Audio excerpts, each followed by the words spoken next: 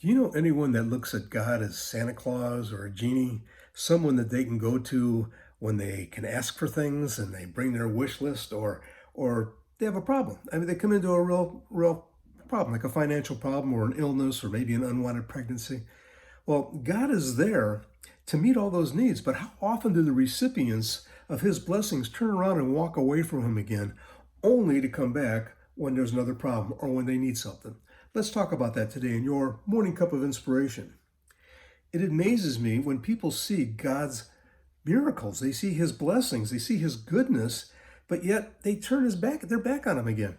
And instead they you know, they don't want to serve God.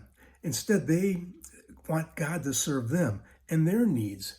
They have an idea what God should do for them only and not what God is here to do. Does this sound like anybody in the Bible that we may have read about or heard about? I'll give you a hint. He betrayed Jesus for 30 pieces of silver. Judas, he wanted Jesus to be the king. He wanted him to overthrow the government that was Rome, and he wanted him to set up his kingdom here on earth. But that wasn't God's plan. And Jesus said it over and over and over again. My kingdom is not of this world. But Judas saw miracle after miracle, but yet he refused to hear what Jesus was saying. As the treasurer, Judas held all the money, and he also dipped into it whenever he felt that he needed to or wanted to. He was greedy, and as we're finding out, he was just plain selfish. After everything he saw while being with Jesus, he betrayed him. And for what? For money, for 30 pieces of silver. Over in John 18:3-8, we read, So Judas came to the garden, guiding a detachment of soldiers and some officials from the chief priests and the Pharisees. They were carrying torches, lanterns, and weapons. Jesus, knowing all that was going to happen to him, went out and asked them, Who do you want? Jesus of Nazareth, they replied.